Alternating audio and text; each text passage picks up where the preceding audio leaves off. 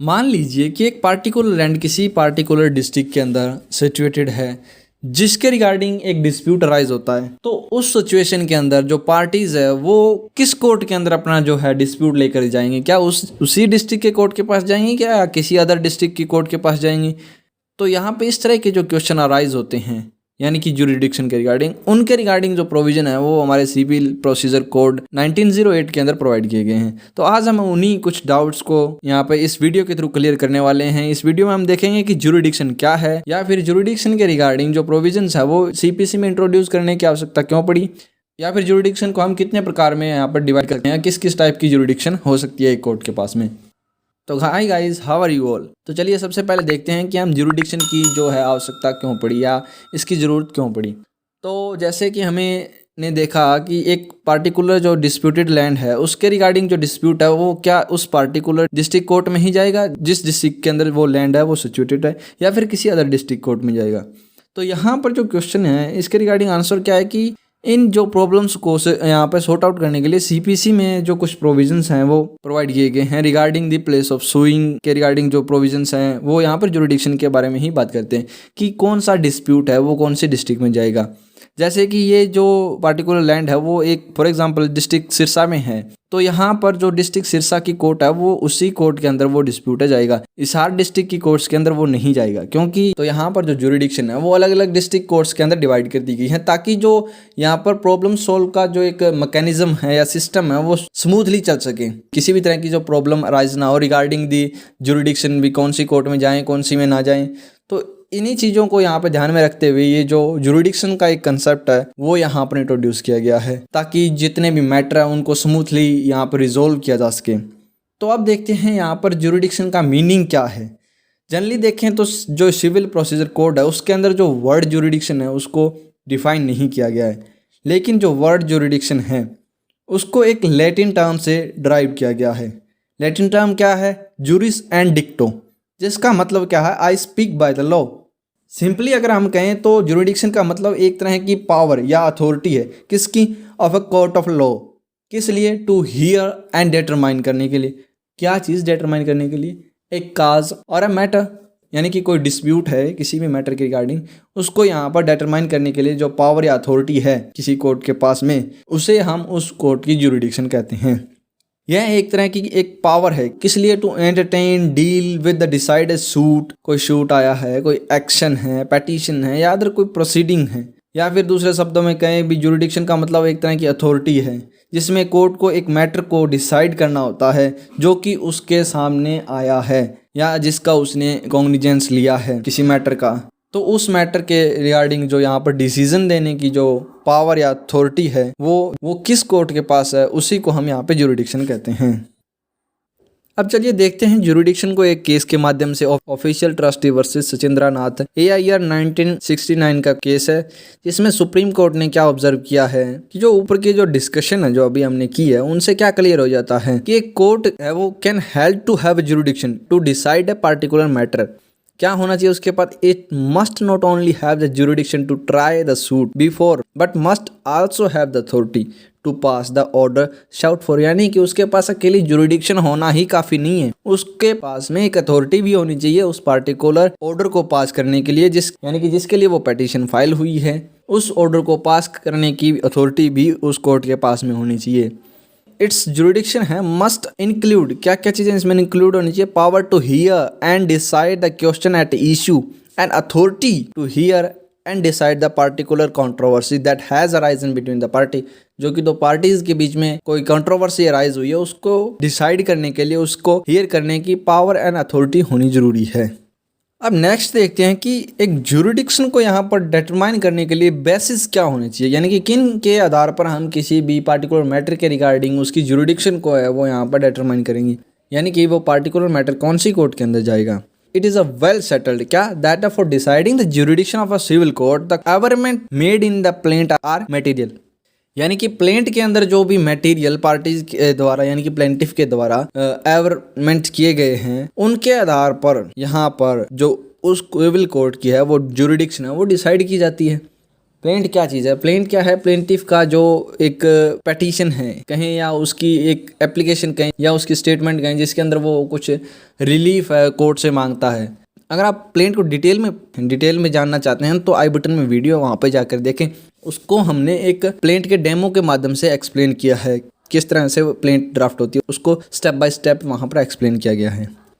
तो वो जुरिडिक्शन है वो कोर्ट की शुड नॉर्मली भी क्या डिसाइडेड होनी चाहिए on the basis of the case, जो कि पुट फॉरवर्ड होता है बाय द प्लेंटिफ के द्वारा अपनी प्लेंट के अंदर जो केस पुट किया जाता है कोर्ट के सामने, उसके आधार पर जो उसकी जुरिडिक्शन है वो डिसाइड होनी चाहिए, न कि जो डिफेंडेंट अपनी रिटन स्टेटमेंट के अंदर एवरमेंट्स करता है उनके आधार पर। और इसके साथ में कुछ प्लेंट के अलावा कुछ और मैटर को भी ध्यान में रखना पड़ता है किसी भी कोर्ट की जुरिडिक्शन को उस मैटर के रिगार्डिंग डिटरमाइन करने के लिए। तो ये हमने देखा कि जुरिडिक्शन क्या है, या ये किस तरह से डिटरमाइन होती है, किन किन बेसिस के ऊपर हम एक मैटर के रिगार्डिंग उसकी जुरिडिक्शन किस कोर्ट के पास है उसको डिटरमाइन करते हैं। अब देखते हैं कि जुरिडिक्शन कितने प्रकार की हो सकती हैं। एक jurisdiction of a court may be classified into the many categories. जैसे कि हम देखते हैं स्टेप बाय स्टेप। जैसे कि फर्स्ट है सिविल एंड क्रिमिनल जुरिडिक्शन। अब सिविल जुरिडिक्शन क्या है? Is that which concern to deal with the dispute of a civil nature. Civil nature के डिस्प्यूट हैं उनके रिगार्डिंग जो जुरिडिक्शन है वो होती है सिविल जुरिडिक्शन। एंड जो क्रिमिनल नेचर है या फिर कोई ऐसा मैटर है जो किसी को ऑफेंडर को पुनिश करने के लिए है, तो उसके रिगार्डिंग जो जुरिडिक्शन है वो क्रिमिनल जुरिडिक्शन होती है। सेकंड है टेरिटोरियल और लोकल जुरिडिक्शन। प्रत्येक कोर्ट उसके पास में खुद की जो लोकल या टेरिटोरियल लिमिट्स होती हैं, जिनके बाहर वो कोई भी जुरिडिक्शन है वो एक्सरसाइज नहीं कर सकती, और ये लिमिट्स हैं वो गवर्नमेंट के द्वारा फिक्स की जाती हैं। एंड डिस्ट्रिक्ट जज के पास अपनी जो पावर्स हैं उनको एक्सरसाइज करने की जुरिडिक्शन है वो एक पार्टिकुलर डिस्ट्रिक्ट के अंदर होती है, उसके बाहर वो अपनी जो जुरिडिक्शन है वो एक्सरसाइज नहीं कर सकता। एंड एक हाई कोर्ट की जुरिडिक्शन है वो एक स्टेट तक की है जिसके अंदर वो सिचुएटेड है, not beyond it. And again एक कोर्ट है जिस हैज़ नो जुरिडिक्शन, यानी कि एक कोर्ट को कोई भी जुरिडिक्शन नहीं है उस मैटर को या फिर उस इमूवेबल प्रॉपर्टी को जो कि उसकी लोकल लिमिट से बाहर है, सिचुएटेड है, उसको यहाँ पर उस सूट को ट्राई करने के लिए जिसमें एक इमूवेबल प्रॉपर्टी है जो कि उसकी जो लोकल लिमिट्स हैं उसके बाहर सिचुएटेड हैं। तो इस तरह से हम कह सकते हैं कि एक लोकल लिमिट जो कि गवर्नमेंट के द्वारा डिसाइड की गई है एक पार्टिकुलर कोर्ट के लिए, वहाँ की जो जुरिडिक्शन है वो उसी पार्टिकुलर कोर्ट के द्वारा एक्सरसाइज की जाती है।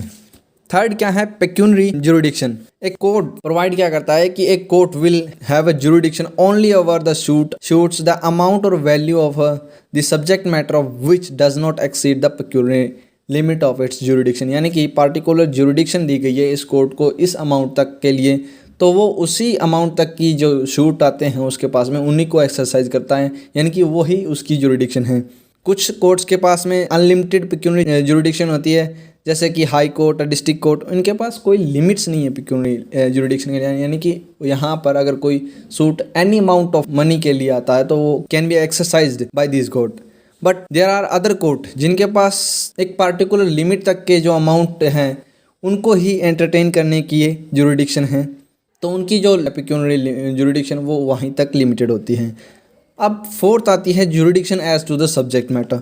अब different court have been empowered है to decide a different type of suit. कुछ कोर्ट्स को यहाँ पे प्रिक्लूड किया गया है कुछ सर्टेन टाइप ऑफ शूट को एंटरटेन करने के लिए, जैसे कि एक प्रेसिडेंशियल स्मॉल काज कोर्ट है उसके पास कोई जुरिडिक्शन नहीं है क्या to try the suit for specific performance of a contract या फिर partition of a immovable property या फिर फोरक्लोजर और redemption of a mortgage et cetera. इस तरह के मैटर है जो इनके रिगार्डिंग जो जुरिडिक्शन है वो प्रेसिडेंशियल स्मॉल कॉजेज कोर्ट के पास में नहीं है। Similarly in respect of the testamentary matter है, डिवोर्स केसेस हैं, प्रोबेट प्रोसीडिंग्स हैं या इंसॉल्वेंस प्रोसीडिंग है, इस तरह की जो प्रोसीडिंग्स हैं उनकी जो जुरिडिक्शन है वो ओनली डिस्ट्रिक्ट जज और सिविल जज के पास में, सीनियर डिवीजन के पास में है, तो वही इस तरह के जो मैटर हैं उनको यहाँ पर एंटरटेन कर सकते हैं। इसके बाद में फिफ्थ नंबर पर आती है original and appellate jurisdiction. Original jurisdiction क्या है? Original jurisdiction is a jurisdiction inherent in और conferred upon a court of a first instance. First instance court का मतलब क्या है? यहाँ यानी कि जहाँ पर जो शूट है फर्स्ट टाइम फाइल होता है वो होती है ओरिजिनल जुरिडिक्शन, यानी कि जहाँ पर पार्टी है अपनी मैटर को लेकर के फर्स्ट टाइम जाती है। सेकंड है जो अपीलेट जुरिडिक्शन। अपीलेट जुरिडिक्शन वो होती है जहाँ पर जब के पार्टी है जो अपने फर्स्ट इंस्टेंस वाली कोर्ट के द्वारा जब मैटर डिसाइड हो जाता है तो उससे वो सेटिस्फाइड नहीं है, तो उसके रिगार्डिंग जो अपील लेकर के हायर कोर्ट के पास में जाती है, सुपीरियर कोर्ट के पास में जाती है, तो वहाँ पर जो उस कोर्ट के पास में जो जुरिडिक्शन है वो उसे अपीलेट जुरिडिक्शन कहते हैं। फिर आती है next general and special jurisdiction. General jurisdiction क्या है? Extend to all cases comprised within a class और क्लासेस ऑफ केसेस कॉजेज के अंदर जहाँ पर बात करते हैं। एंड स्पेशल और लिमिटेड जुरिडिक्शन दूसरी साइड में कहें बात तो वो क्या है? जुरिडिक्शन जो कि कन्फाइंड है टू स्पेशल या पार्टिकुलर या फिर लिमिट है किसी कॉज के रिगार्डिंग। यानी कि पार्टिकुलर जो कोर्ट है, जैसे फैमिली कोर्ट्स आती हैं, उनके अंदर पार्टिकुलरली सिर्फ फैमिली मैटर्स ही डिसाइड किए जाते हैं। तो इस तरह से जो स्पेशल जुरिडिक्शन दी गई है उनको, तो वो यहाँ पर स्पेशल होगी। जनरल जुरिडिक्शन हुआ जिसमें सभी तरह के जो केसेस हैं वो डिसाइड किए जाते हैं, एंटरटेन किए जाते हैं, तो वो जनरल जुरिडिक्शन हो जाती है। तो ये थे कुछ जुरिडिक्शन के कुछ काइंड या कहीं क्लासिफिकेशन, जो कि उनके टेरिटोरियल लिमिट के आधार पर कहें या फिर उनकी पेक्यूनरी लिमिट्स के आधार पर कहें। इस तरह से कुछ जुरिडिक्शंस को है वो यहाँ पर डिवाइड किया गया था, उनको कुछ काइंड्स के अंदर डिवाइड किया गया है या कहीं कुछ सब्जेक्ट मैटर के रिगार्डिंग। तो अब बात करें एक जुरिडिक्शन ऑफ सिविल कोर्ट के बारे में, जो कि सिविल कोड के अंदर सेक्शन 9 में कहा गया है। तो उसके रिगार्डिंग जो डिस्कशन है वो अपनी नेक्स्ट वीडियो में करेंगे, जिसमें हम जानेंगे कि सिविल कोड की सेक्शन 9 के अकॉर्डिंग क्या जुरिडिक्शन है या फिर civil suit of civil nature क्या चीज़ है। तो इन दोनों टॉपिक्स को हम अपनी नेक्स्ट वीडियो में डिस्कस करेंगे, क्योंकि इस वीडियो में अगर डिस्कस करें तो ये वीडियो थोड़ी सी लेंथी हो जाएगी, जो कि मे बी बोरिंग हो सकती है। तो आई होप कि आपको आज की इस वीडियो का जो टॉपिक है, यानी कि जुरिडिक्शन क्या है, इसकी ज़रूरत क्यों पड़ी, या जुरिडिक्शन के कितने काइंड्स थे, किस तरह से जुरिडिक्शन को यहाँ पे क्लासीफाई किया है, वो आपको अच्छे से समझ में आ गया होगा। और इसके रिगार्डिंग अगर कोई आपके डाउट थे तो वो भी क्लियर हो गए होंगे। और अगर आपको ये वीडियो अच्छी लगी है तो इसे लाइक करें और अपने दोस्तों के साथ में शेयर करें, ताकि उनके भी डाउट क्लियर हों। और इस चैनल को सब्सक्राइब कर लें ऐसी ही और वीडियो पाने के लिए। And thanks for watching, keep learning.